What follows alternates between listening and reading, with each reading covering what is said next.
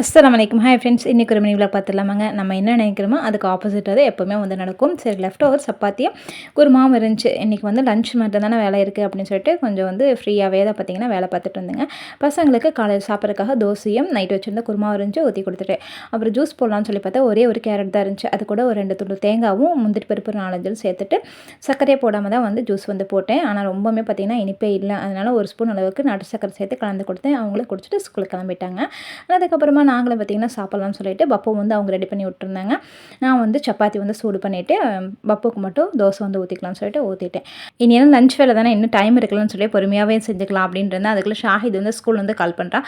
அம்மா எனக்கு வந்து ஸ்காலர்ஷிப்புக்கு பாஸ்போர்ட் சைஸ் ஃபோட்டோ வேணும், அதுவும் யூனிஃபார்ம் போட்டது வேணும்னாச்சு. நானும் வீடியோ அலசிட்டு ஃபோட்டோவே கிடைக்கல. அதுக்கப்புறம் மறுபடியும் ஸ்கூலுக்கு போய் பெர்மிஷன் வாங்கிட்டு அவனை கூட்டிகிட்டு போய் ஸ்டுடியோவில் போய் ஃபோட்டோ எடுத்து மறுபடியும் ஸ்கூலில் கொண்டு போய் விட்டுட்டு வந்ததுக்கப்புறமா லஞ்ச் வேலை பார்த்திங்கன்னா ஸ்டார்ட் பண்ணேன். சாப்பாடு பார்த்திங்கன்னா வடிச்சு விட்டாச்சு. இன்றைக்கி வந்து பூண்டு குழம்பு ரெடி பண்ணலான்னு சொல்லிட்டு கடாய் வச்சாச்சு. நல்லெண்ணெய் வந்து கடலெண்ணெய் வந்து சேர்த்துக்கிட்டேங்க. அதில் மிளகு, சீரகம், பெரிய வெங்காயம், கருவேப்பிலை. பெரிய வெங்காயம் சேர்க்கும்போது நமக்கு குழம்புக்கு பார்த்திங்கன்னா கொஞ்சம் அதிகமாக வந்து கிடைக்கும். இப்போ லைட்டாக வதங்கினதுக்கப்புறமா 2 பெரிய சைஸ் தக்காளி, நல்லா பழுத்த தக்காளியை சேர்த்துட்டு உப்பு சேர்த்து நல்லா வதக்கிக்கலாம். தக்காளி நல்லா உடையட்டும். இப்போ வந்து மிளகாத்தூள், மல்லித்தூள், மஞ்சள் தூள், குழம்பு மிளகாத்தூள் இதெல்லாம் சேர்த்துட்டு நல்லா வந்து பச்சை வாசனை போனதுக்கப்புறமா ஒரு துண்டு தேங்காய் சேர்த்துக்கலாம். இதுவும் பார்த்திங்கன்னா கொஞ்சம் நேரம் வதக்கிட்டு நம்ம சுவிட்ச் ஆஃப் பண்ணிடலாம். அதுக்குள்ளே பசங்களுக்கு லஞ்ச் டைம் வந்துடுச்சு. சரி, குழம்பு வைக்கிறதுக்கு டைம் இல்லைன்னு சொல்லிட்டு வேகமாக லெமன் சாப்பாடு ரெடி பண்ணி முட்டை வந்து பொரித்து கொடுத்து விட்டுட்டேன் அவங்களுக்கு. இப்போ வந்து குழம்பு வந்து தாளிச்சிடலாம் சொல்லிட்டு நல்லெண்ணெய் வந்து சேர்த்துக்கலாம். இப்போ ஒரு ஸ்பூன் அளவுக்கு வெந்தயம் சேர்த்து பொரிஞ்சதுக்கப்புறமா ஒரு கைப்பிடி அளவுக்கு சின்ன வெங்காயம், நல்லா ஒரு கைப்பிடி அளவுக்கு பார்த்திங்கன்னா பூண்டு சேர்த்துக்கோங்க. நல்லா நாட்டு பூண்டு சேர்த்துருக்கேன். நல்லாயிருக்கும், நல்லா வாசனையாக சூப்பராக இருக்கும். இப்போ வந்து புளி வந்து கரைச்சி வச்சிடலாம்னு சொல்லிட்டு புளியுமே பார்த்திங்கன்னா கரைச்சி வச்சுக்கிட்டேன். நல்லா பெரிய லெமன் சைஸில் வந்து புளி வந்து கரைச்சி வச்சுக்கிட்டேன். மிளகாத்தூள் வந்து நம்ம இந்த எண்ணெயில் போடும்போது நல்லா கலர் கொடுக்கும் குழம்புக்கு. சேர்த்துட்டு நம்ம அரைச்சி வச்சிருந்த மசாலா அப்புறம் புளி எல்லாமே சேர்த்து நம்ம கொதிக்க விட்டுலாம் குழம்பை.